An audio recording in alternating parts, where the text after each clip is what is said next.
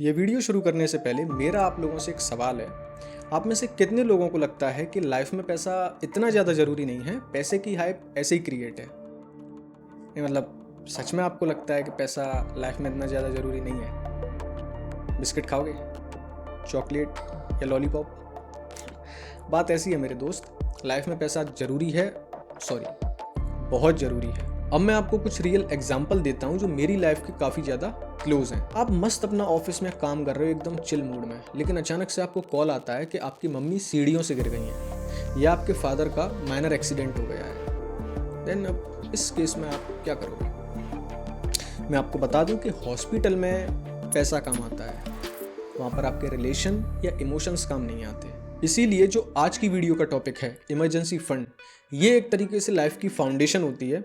अगर आपने इसे इस्टेब्लिश कर लिया तो आप ऑलमोस्ट 88% लोगों से बहुत आगे निकल जाओगे, क्योंकि डेटा ये कहता है कि ऑलमोस्ट 88% लोगों के पास इमरजेंसी सिचुएशंस के लिए कोई भी फंड नहीं होता। लोगों की सैलरी आती है और खर्चों में चली जाती है, लोग कभी भी इमरजेंसी फंड प्लान नहीं करते। सो इस वीडियो में मैं आपको सिखाने वाला हूँ कि इमरजेंसी फंड क्या होता है, आप इसे कैसे कैलकुलेट कर सकते हो, एंड आपको ये पार्क कहाँ पर करना चाहिए, एंड बदलती लाइफस्टाइल में आप कैसे इसे रिव्यू कर सकते हो।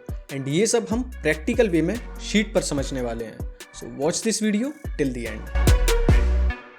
तो सबसे पहले सवाल ये आता है कि इमरजेंसी फंड क्या होता है। सो एक कैश का बफर होता है जिसे इमरजेंसी सिचुएशंस के लिए प्रिपेयर किया जाता है, उसे इमरजेंसी फंड कहते हैं। अब वो इमरजेंसी सिचुएशन कोई भी हो सकती है, आपकी जॉब चली जाए या आपकी सैलरी डिले हो जाए या कोई अर्जेंट रिपेयरिंग का काम आ जाए जो आपको कराना पड़े। एंड दैट्स वाई ये फंड इन्वेस्टमेंट और गैजेट्स बाय करने के लिए बिल्कुल यूज नहीं करना चाहिए, ये सिर्फ इमरजेंसी सिचुएशंस में ही यूज किया जाना चाहिए। नाउ अब सवाल आता है why you need right now. Number 1, sudden medical emergency. आपको नहीं पता कि आपकी फैमिली में कब कौन सी चीज़ हो जाए, हो सकता है वो माइनर एक्सीडेंट हो जाए, हो सकता है वो कोई मेडिकल इशू आ जाए।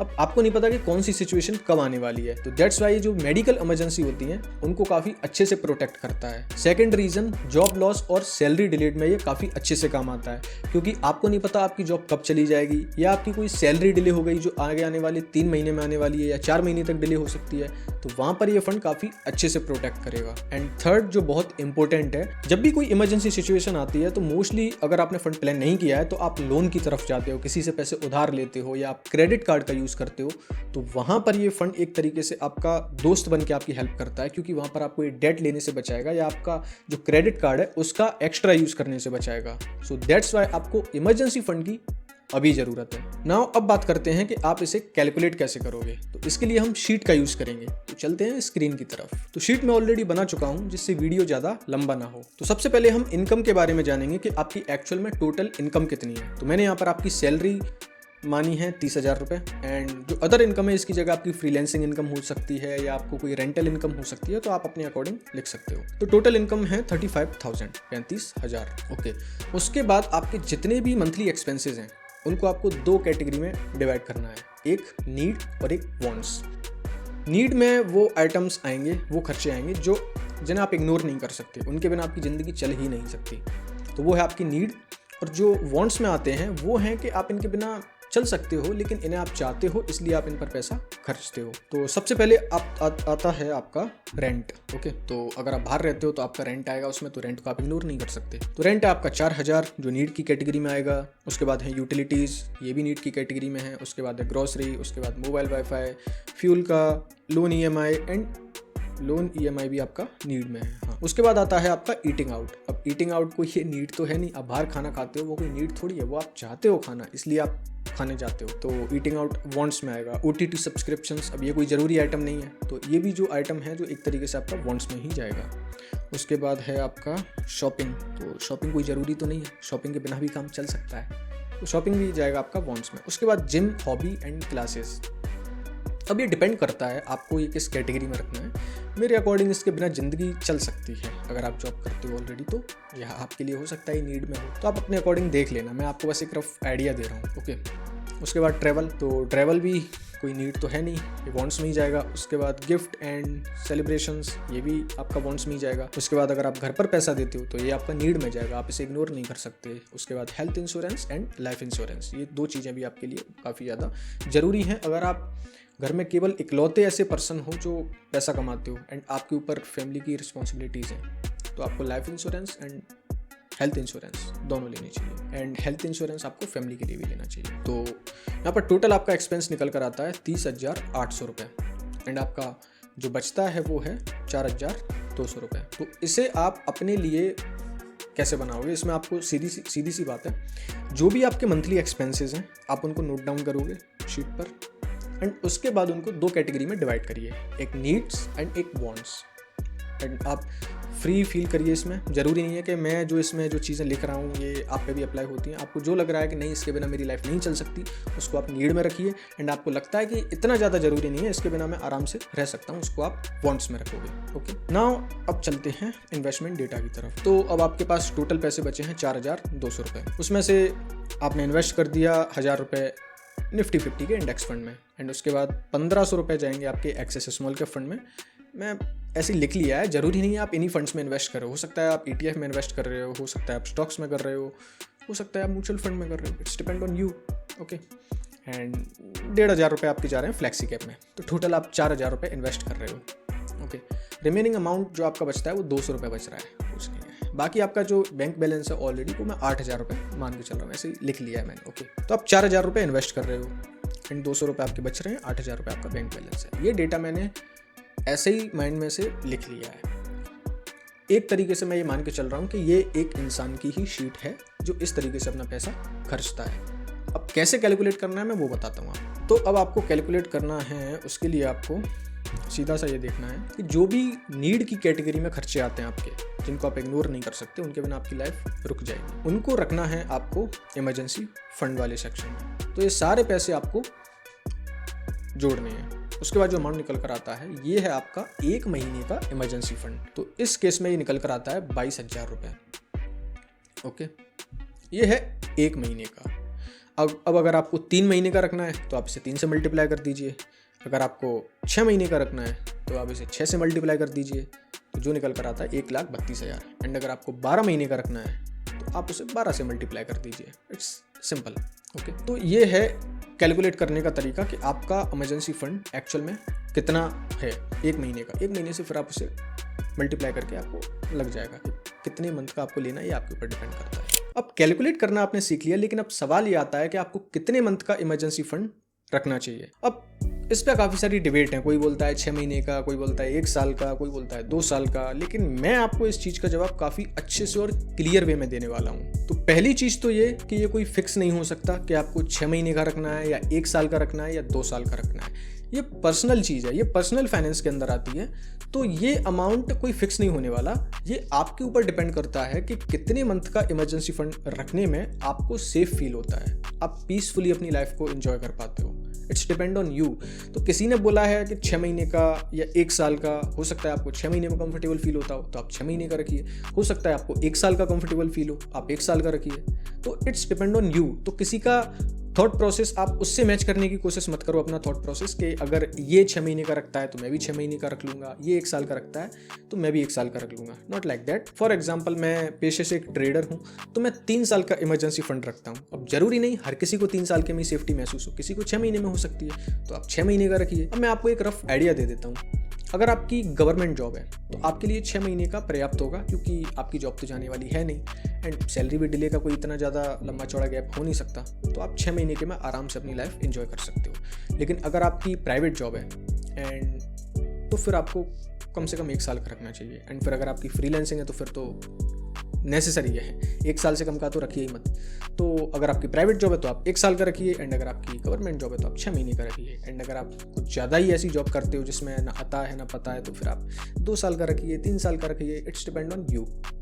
अंडरस्टैंड। अब बात करते हैं कि आपको इसे कैसे बिल्ड करना है। तो इसके लिए सबसे पहली चीज़, आप एक फिक्स्ड टारगेट डिसाइड करिए। आपको 3 महीने का रखना है, आपको 6 महीने का रखना है, या आपको 1 साल का रखना है। टारगेट डिसाइड होने के बाद ये चीज़ काफ़ी ईजी हो जाएगी। अब अगर आपने टारगेट डिसाइड कर लिया है तो चलते हैं स्क्रीन की तरफ, मैं आपको वहीं पर अच्छे से समझाऊंगा। तो सबसे पहले जो यहाँ पर इन्वेस्टमेंट डेटा है, इसमें आपका 4,000 रुपये का इन्वेस्टमेंट हो रहा है। ये सारी SIP आप रोक दोगे, क्योंकि इमरजेंसी से पहले आपको इन्वेस्टमेंट नहीं करना है। सबसे पहले इमरजेंसी फंड बिल्ड करिए, उसके बाद ही आपको इन्वेस्टमेंट करना है। तो ये जितनी भी जो सारी SIP हैं, 1,000 रुपये, 1,500, टोटल 4,000 रुपये, तो 4,000 मुझे यहाँ से मिलने वाले हैं, एंड 8,000 मेरा पहले से ही बैलेंस है, तो ये भी एक तरीके से उसमें ऐड हो जाएगा।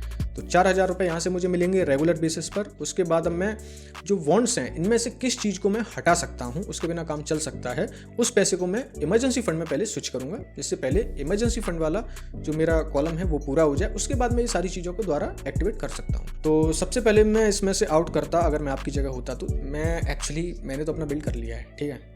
मैं आपको एक आइडिया दे रहा हूँ एक तरीके से कि मैं अगर आपकी जगह इस सिचुएशन में होता तो मैं किन चीज़ों को अवॉइड करता और किस तरीके से मैं जल्दी इमरजेंसी फंड बिल्ड कर पाता। तो सबसे पहले मैं इसमें से ईटिंग आउट को निकाल देता। ये कोई ज़रूरी नहीं है, ये आपकी इच्छा के ऊपर होता है, तो आपका कोई जाना जरूरी नहीं है। तो 2,000 मुझे यहाँ से मिल जाते। 2,000 मैं शॉपिंग के हटा देता, शॉपिंग कोई ज़रूरी तो है नहीं, तो शॉपिंग से मुझे 2,000 मिल जाते। उसके बाद मैं ट्रैवल को हटा देता। तो उसके बाद गिफ्ट तो हटाना सही नहीं है, बाकी जिम भी ठीक है, चलने दो। टोटल 6,000 रुपये मुझे वांट से मिलते और 4,000 रुपये में जो इन्वेस्ट कर रहा था, तो टोटल 10,000 रुपये मैं हर मंथ सेविंग कर सकता हूँ, बचा सकता हूँ। एंड ये 10,000 रुपये हर मंथ के जाएंगे इमरजेंसी फंड में। तो अगर मेरा 22,000 रुपये का इमरजेंसी फंड है तो मैं 2.25 महीने में अपना 1 महीने का इमरजेंसी फंड कवर कर रहा हूँ। अगर मुझे 3 महीने का इमरजेंसी फंड बिल्ड करना है तो मुझे 6 से 7 महीने की सेविंग करनी पड़ेगी। 6 से 7 महीने की सेविंग के बाद मेरा इमरजेंसी फंड 3 महीने का हो जाएगा। तो सबसे पहले आप अपना 1 महीने का टारगेट बनाइए, 1 महीने को अचीव करिए, उसके बाद दूसरे महीने का, उसके बाद तीसरे महीने का। एक साथ अगर आप सोचोगे कि मुझे साल भर का इमरजेंसी फंड बिल्ड करना है, जो कि है 2,64,000, नहीं कर पाओगे, क्योंकि आपकी हिम्मत टूट जाएगी। इतना बड़ा अमाउंट देखोगे और आप हर महीने सिर्फ 10,000 रुपये सेव करोगे तो नहीं हो पाएगा। तो पहले आप केवल 1 मंथ का टारगेट बनाइए, उसके बाद दूसरे मंथ का, उसके बाद तीसरे मंथ का। Okay. And by the way, जो सारी चीज़ें आप करोगे, जो वांट्स में से पैसा कट करोगे एंड अगर आप अपने इन्वेस्टमेंट को रोकोगे, तो ये सारे अमाउंट की एक तरीके से आपने फिक्स कर लिया कि 10,000 रुपये मुझे हर महीने इमरजेंसी फंड में शिफ्ट करने हैं। 10,000 रुपये की आप 10,000 रुपये की आप एक ऑटो पे लगाओगे, जो आपके किसी दूसरे अकाउंट में पैसा ट्रांसफ़र होगा। तो ये एक तरीके से यहाँ पर एक डिसिप्लिन अप्लाई हो जाएगा। ओके। नाउ थर्ड चीज़ ये है कि जो भी आपका लमसम अमाउंट कहीं से आएगा, फॉर एग्जांपल आपको कोई बोनस मिल गया या आपकी कोई और इनकम कहीं से आ गई या मम्मी पापा ने कोई पैसे दे दिया, कहीं से भी जो भी आपको लमसम अमाउंट आएगा तो वो सीधा जाएगा इमरजेंसी फंड में, क्योंकि सबसे पहले इसे कवर करना बहुत ज़रूरी है। अब बात आती है कि इस फंड को पार्क कहाँ पर किया जाए। तो इसके लिए मैं आपको 3 ऑप्शन देने वाला हूँ। सबसे पहला, हाई इंटरेस्ट सेविंग अकाउंट अगर आपके पास है तो आप सेविंग अकाउंट में रख सकते हो, ये काफ़ी अच्छी चीज़ है, आप इसमें अपना पैसा पार्क कर सकते हो। सेकेंड ऑप्शन है FD, एंड ये FD आपकी मोबाइल फ़ोन से एक्सेसिबल होनी चाहिए। FD ऐसी नहीं होनी चाहिए कि आपको बैंक में जाके पैसा विड्रॉ करना पड़ेगा, नॉट लाइक दैट। FD आपकी मोबाइल फ़ोन से ही एक्सेसिबल होनी चाहिए, तो वो एक काफ़ी अच्छा ऑप्शन रहेगा।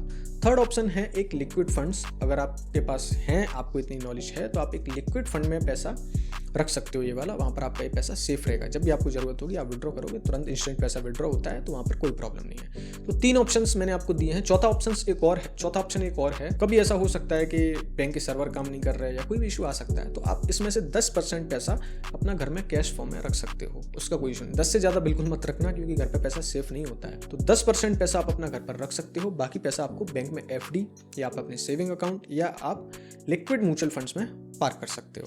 अब बात करते हैं मेंटेनेंस के बारे में। तो जो भी आपका इमरजेंसी फंड एक बिल्ड हो चुका है, इसको आपको ईयरली बेसिस पर रिव्यू करना है, क्योंकि बदलती लाइफस्टाइल में आपके खर्चे भी बदलते हैं। फॉर एग्जांपल, आप 5 साल पहले हो सकता है आपका खर्चा चलता हो 10,000 रुपये में या 15,000 रुपये में, लेकिन आज आपका खर्चा चलता है 20,000 रुपये में या 25,000 रुपये में। तो इस फंड को आपको हर साल रिव्यू करना है, एंड ये काफ़ी ईजी है। फॉर एग्जाम्पल, पहले आपका घर खर्च चलता था 20,000 रुपये में, अब चलता है 25,000 रुपये में 1 महीने का, तो आपके 5,000 रुपये एक्स्ट्रा हो रहे हैं। तो जितने भी टाइम का आपका फंड है, 5,000 को उससे मल्टीप्लाई कर दीजिए, इतना पैसा आपको उसमें और डालना है, तो फिर वो आपका जो फंड है वो वापस से लेवल में आ जाएगा। तो इसे हमेशा अपनी लाइफस्टाइल के अकॉर्डिंग अपग्रेड करते रहना चाहिए। ओके। अब बात करते हैं कि कौन सी स्टूपिड मिस्टेक्स हैं जिनको आपको बिल्कुल नहीं करना है इस फंड के साथ। सबसे पहली चीज़ कि 100% पैसा घर में रखना सबसे बड़ी बेवकूफ़ी है, बिल्कुल मत करना। घर में पैसा सेफ नहीं होता, पैसा अनसेफ होता है। सो इसे हमेशा एक ऐसी जगह पार्क करो जहाँ पर ये सेफ हो। सेफ्टी इसकी पहली प्रायोरिटी है, एंड इसमें एक रूल भी अप्लाई होता है। सबसे पहले इसमें प्रायोरिटी देनी चाहिए सेफ्टी को, उसके बाद प्रायोरिटी देनी चाहिए लिक्विडिटी को, एंड उसके बाद प्रायोरिटी देनी चाहिए रिटर्न्स को। सेकंड मिस्टेक, लोग इमरजेंसी फंड को शॉपिंग के लिए या कोई गैजेट खरीदने के लिए यूज़ कर लेते हैं, एंड उन्हें लगता है कि इमरजेंसी तो है, अभी सेल चल रही है, इसलिए इस पैसे का यूज़ कर रहे हैं, ऐसे थोड़ी कर रहे हैं, इमरजेंसी है ये इमरजेंसी नहीं होती, फालतू के बहाने बनाना बंद करो। इस पैसे को हमेशा इमरजेंसी में ही यूज़ करना चाहिए, एंड ये आपको पता है कि कौन सी चीज़ इमरजेंसी है।